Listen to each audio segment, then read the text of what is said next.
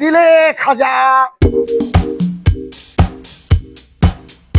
কৃষিপণ্য তিল থেকে তেল নিঃসরণের কাজ করতেন তেলি সম্প্রদায়ের মানুষেরা।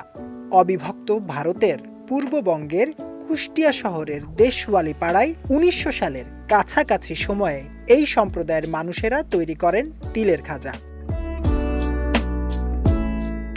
তিলের সঙ্গে চিনি সহ বিভিন্ন সুস্বাদু উপকরণের মিশেলে তৈরি তিলের খাজার খ্যাতি দেশের গণ্ডি পেরিয়ে ছড়িয়ে পড়েছে বিদেশেও। বাংলাদেশের যেসব খাবারের সুনাম জগৎ খ্যাত তার মধ্যে কুষ্টিয়ার তিলের খাজা অন্যতম। একসময় জেলা সদর ও কুমারখালী উপজেলার কয়েকশো পরিবার জড়িত ছিল খাজা তৈরির সঙ্গে। শত বছরের এই খাদ্যপণ্যটি বর্তমানে ক্ষুদ্র শিল্পে রূপ নিলেও কাঁচা মালের দাম বৃদ্ধি পাওয়ায় বন্ধ হয়ে গেছে খাজা তৈরির বেশ কিছু কারখানা। এমন অবস্থায় সরকারি পৃষ্ঠপোষকতা না পেলে এই ব্যবসার অস্তিত্ব ধরে রাখা কঠিন হয়ে পড়বে বলে জানিয়েছেন শিল্পটির সঙ্গে জড়িতরা। এই যে একটা কুষ্টিয়ার যে ঐতিহ্য, এটা কিন্তু আস্তে আস্তে বিলীন হয়ে যাওয়ার পথে। এগুলোর ব্যাপারে ভ্যাট যদি চিনির উপরে কমায় তাহলে কিন্তু এটার দাম অনেক কমে আসবে।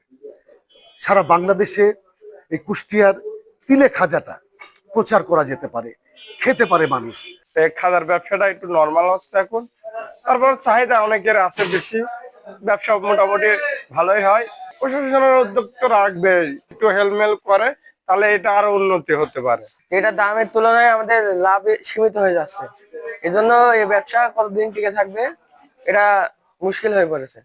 প্রশাসনের মানে সরকারের কাছে চাওয়া জিনিসপত্রের দাম যেন কমে আসে, না হলে এই ব্যবসা লাভজনক হচ্ছে না। লাভজনক না হলে তো এই কুষ্টিয়ার এই বিখ্যাত ঐতিহ্য আমরা ধরে রাখতে পারবো না। তো এই জন্য আমাদের পেটে দাদানের কাজটা করা লাগছে।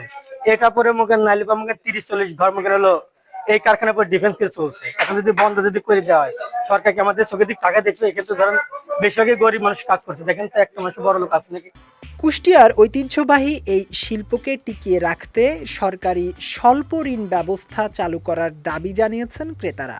আর কারখানার মালিকদের সঙ্গে আলোচনার মাধ্যমে খাজা শিল্পের সঙ্গে জড়িতদের স্বল্প ঋণের ব্যবস্থা করা যেতে পারে বলে আশ্বাস দিয়েছে জেলা প্রশাসন।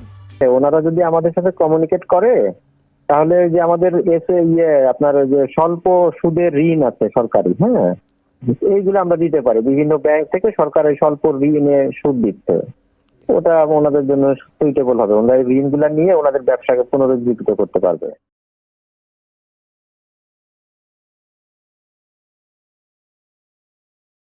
যথাযথ পৃষ্ঠপোষকতায় আবারও মাথা তুলে দাঁড়াবে কুষ্টিয়ার বিখ্যাত তিলের খাজা, এমনটাই প্রত্যাশা সকলের। বিজয় টিভি নিউজ ডেস্ক।